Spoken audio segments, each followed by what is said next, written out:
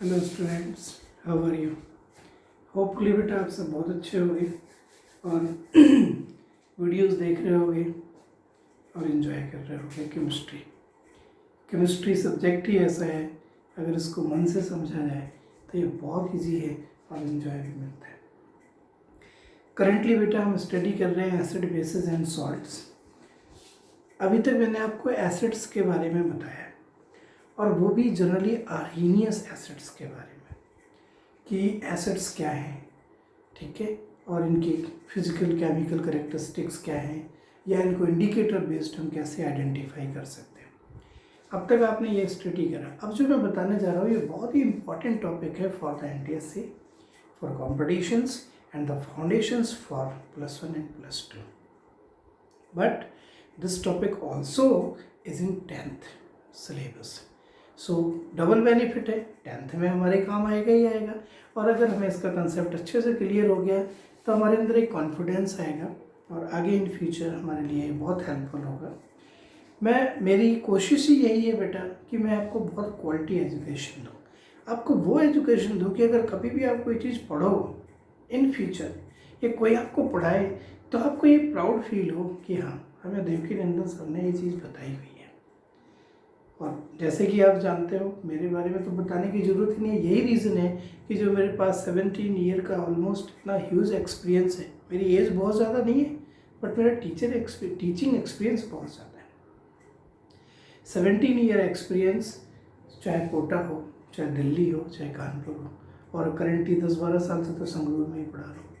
और इतने सारे IITians, इतने सारे डॉक्टर्स जो एम्स से, पैक से, ये अपने पंजाब पटियाला का जो राजेंद्रा कॉलेज है, और AFMC हो गया, बहुत बड़े बड़े कॉलेजेस में बच्चे सेलेक्ट होके MBBS कर चुके, डॉक्टर्स बन चुके, IIT कर रहे, चाहे IIT चेन्नई हो, धनबाद हो, कानपुर हो, दिल्ली हो, ठीक है, बताने की ज़रूरत नहीं है। तो मेरा पर्पज़ है कि आपको वो कोर नॉलेज दिया जाए कि इन फ्यूचर आपने अभी NTSC का टेस्ट देना है, उसमें केमिस्ट्री आपको हेल्प करे, ठीक है।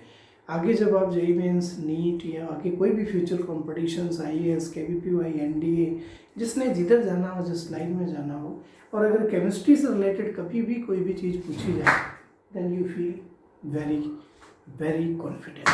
Okay, so let's start new topic. Effect of dilution on H+ ions, concentration of an acid, ठीक है। First of all, I discussed acids are those which give H+ ions or protons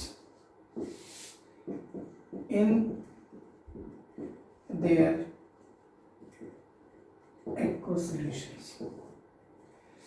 generally acids वो substance हैं जो H+ ions देते हैं, इसी को proton भी कहते हैं। ये बेटा मैंने आपको बताया था कि ये आर्हीनियस की थ्योरी है। According to Arrhenius theory such substances are acids, ठीक है। लेकिन अगर कोई कंपाउंड ऐसा है जिसमें हाइड्रोजन है, चाहे जितने हाइड्रोजन हो, और वो डिसोसिएट होने के बाद H+ आयंस नहीं देता, डोनेट नहीं करता H+ आयंस, डिसोसिएट नहीं होता H+ आयंस में, आयोनाइज होकर H+ आयंस नहीं देता, तो वो एसिड नहीं है अकॉर्डिंग टू दिस थ्योरी। जैसे मैं आपको कहूँ कि आपके पास HCl गैस है, इज दिस कंपाउंड एसिडिक, हमें कहना होगा कि है या नहीं है, but according to Arrhenius theory it is not an acid because it is a gas. This is the hydrogen chloride gas. But अगर यही चीज ऐसे लिखी है HCl एक्वस, तो फिर कोई कहने में आपको संकोच नहीं होगा, क्योंकि अगर ये एक्वस है then it dissociate into H+ ions and Cl- ions. मैंने प्रीवियस लेक्चर में बताया था कि कैसे डिसोसिएट होता है, कैसे हाइड्रेटेड होता है, और कई बार तो H+ आयंस H3O+ के फॉर्म में मिलता है, दैट इज हाइड्रोनियम आयन, या फिर यही H+ आयंस चारों तरफ से वाटर मॉलिक्यूल से सराउंडेड होते हैं through the oxygen being negative charge centre, ऐसे हाइड्रेटेड फॉर्म में मिलते हैं। ओके, सो अगर जैसे मान लीजिए आपके पास CH4 है, बहुत से हाइड्रोजन है बट ये एसिड नहीं है, आपके पास CH3COOH है, एसिटिक एसिड, ये विनेगर है, ये डिसोसिएट होने पर सिर्फ एक ही H देता है, 4H है, जबकि इसमें वो बेसिसिटी कहलाता है, कल डिस्कस करा था।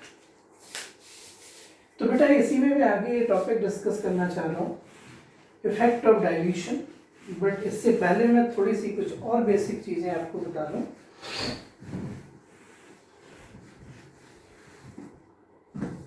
तो बेसिक चीज़ें क्या है, आपको एसिड के बारे में पता लग चुका है कि एसिड क्या है,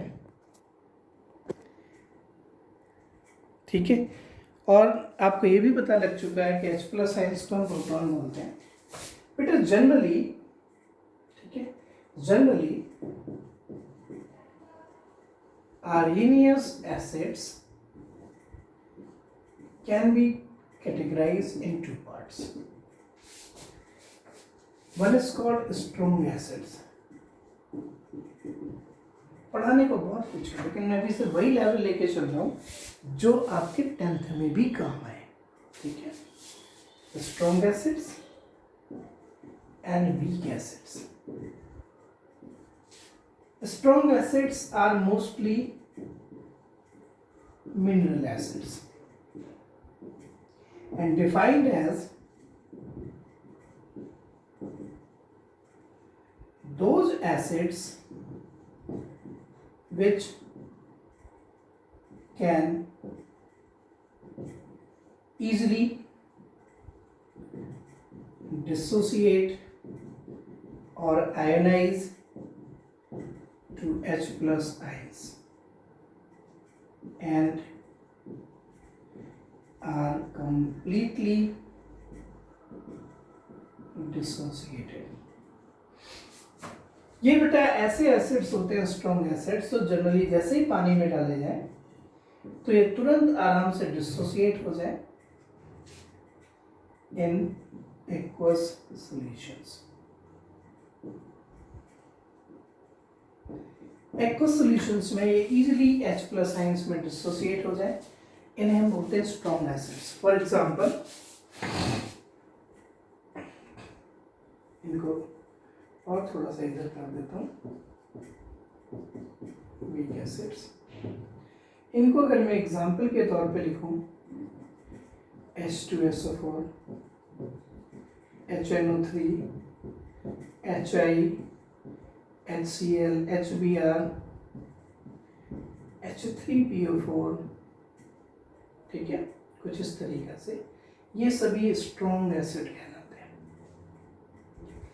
इनको आप जैसे ही पानी में डालोगे, H2SO4 gives 2H+, तुरंत डिसोसिएट हो जाएंगे, कंप्लीटली डिसोसिएटेड हो जाएंगे, इवन इक्विलिब्रियम भी नहीं बनती। It gives H+ NO3-, it gives H+ and I- in the aqueous solution. HCl gives H+ Cl-, HBr gives H+ Br-, H3PO3 gives 3H+ PO4 3-। ये जो H दे रहे हैं ये इनकी बेसिसिटी कहलाती है। So what are the strong acids? Strong acids are generally those which can dissociate easily into H+ ions and are completely dissociated in the aqueous solutions. But what? Weak acids. These are those acids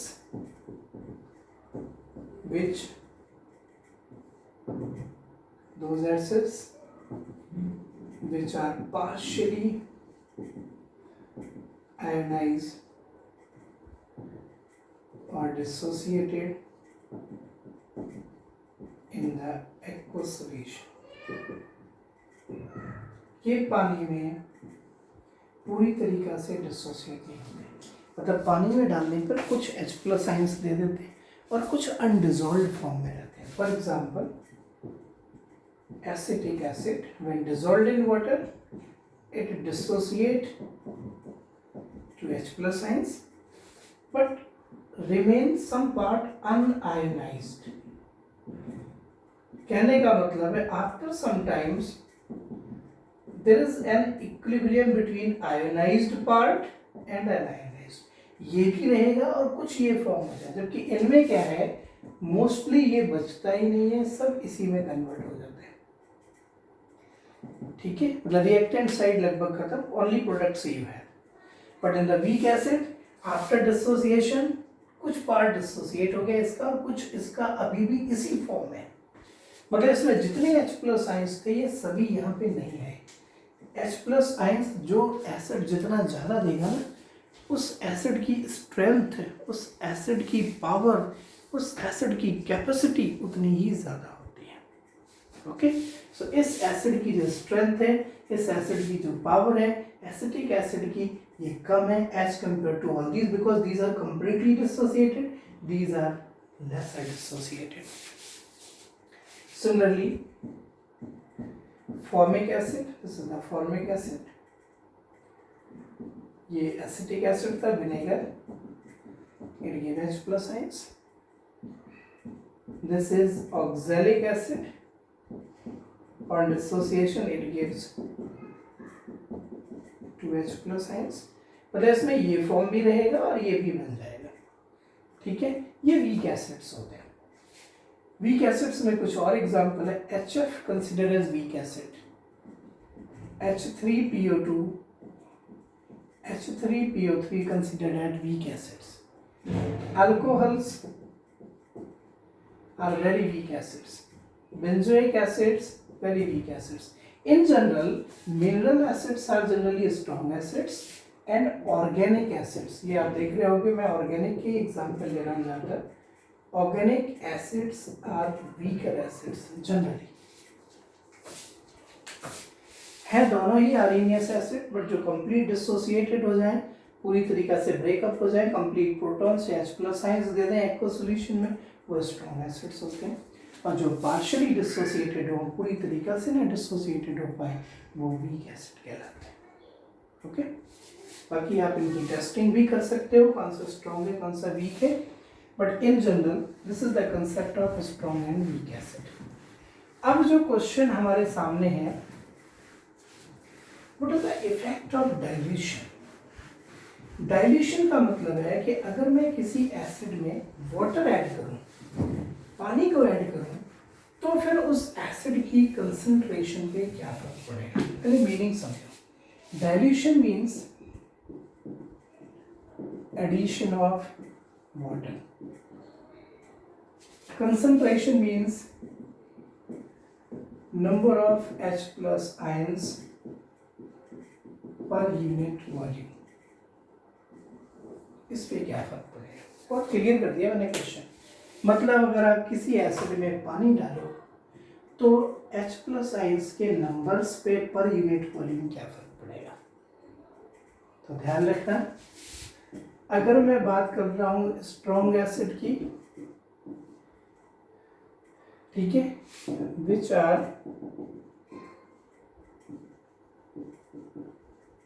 completely dissociated, ठीक है, on dilution मतलब addition of water, on dilution concentration of acid decreases. ये note कर लो आप, concentration of acid decreases. Concentration of acid का मतलब है नंबर ऑफ H+ आयंस और protons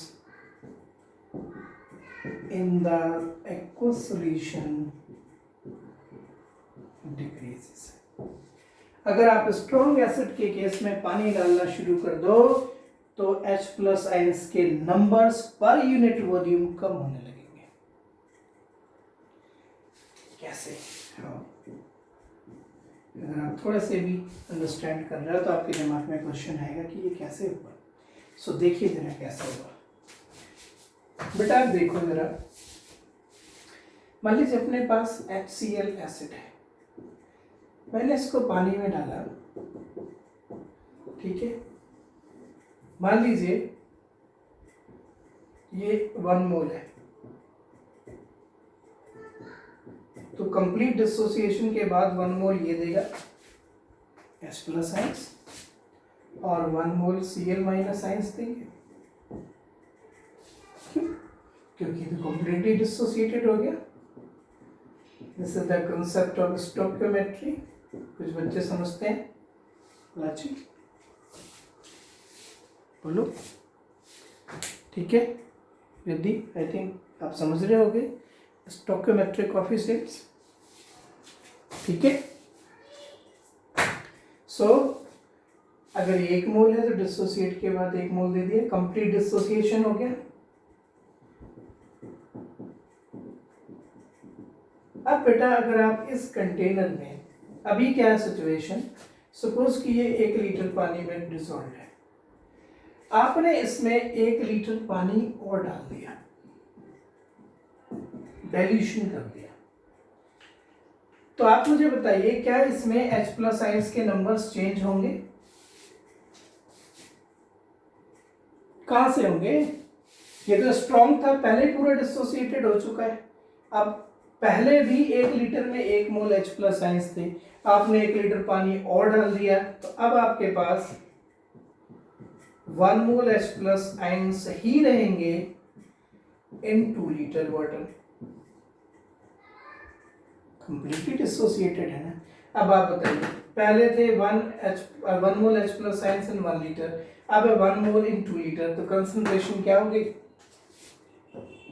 concentration number of H+ ions per unit volume कम हो गए ना। स्ट्रॉन्ग के केस में, स्ट्रॉन्ग एसिड के केस में जो कंप्लीट डिसोसिएट हो जाता है, अगर हम उसमें पानी डालते जाएं, ठीक है, तो उस एसिड का डाइल्यूशन होता जाएगा और उस एसिड में H+ ions per unit volume कम होते चले जाएंगे।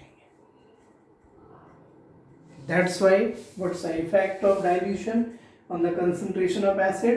If we talk about strong acid, then always say on dilution concentration of the acid decreases. Concentration of acid का मतलब है concentration of H+ ions decreases. मैं आपको इस चीज को एक एक्टिविटी के थ्रू भी समझाता हूँ।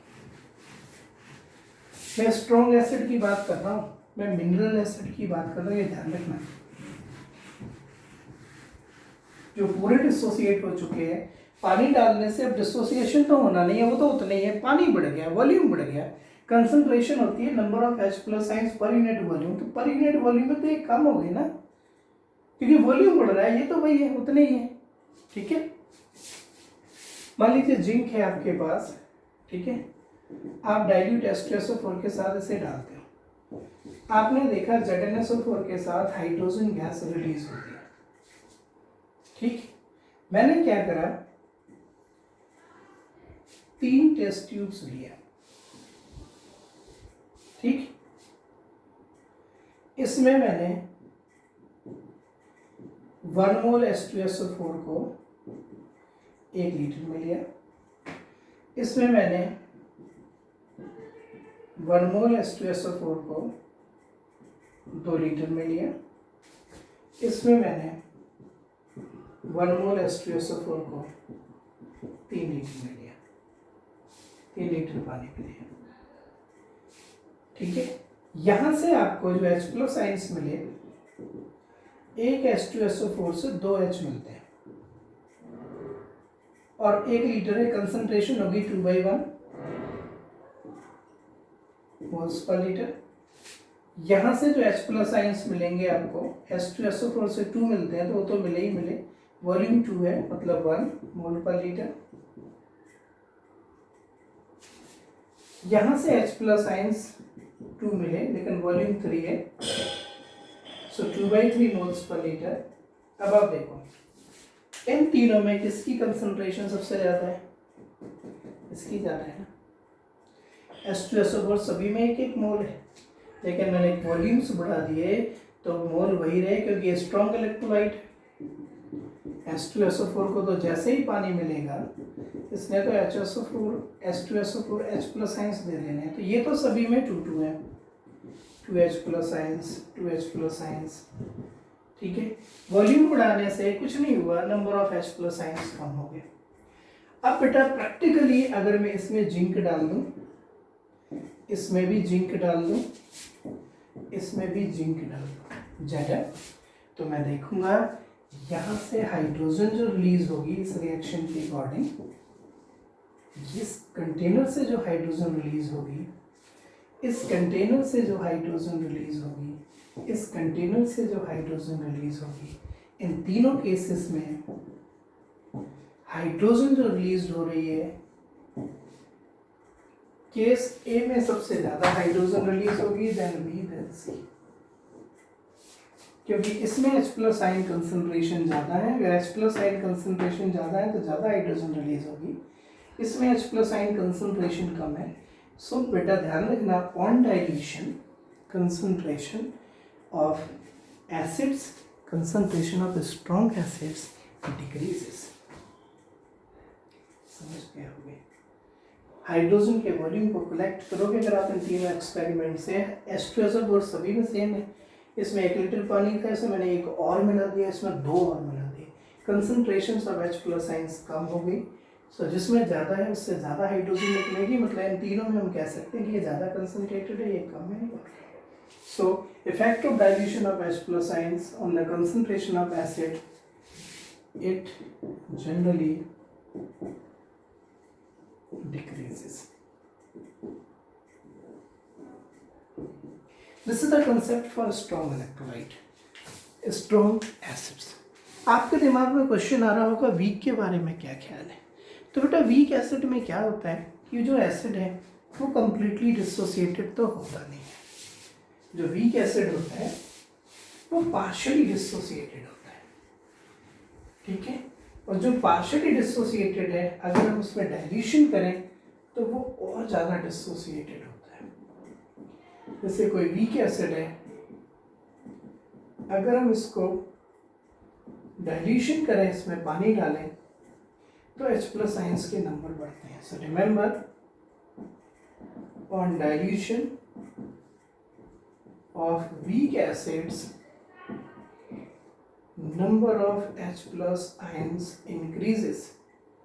मैंने H+ आयंस की बात की है, कंसंट्रेशन नहीं की, लेकिन जब आप डाइल्यूशन करोगे मतलब पानी ऐड करोगे तो वॉल्यूम भी बढ़ेगा, एज वेल एज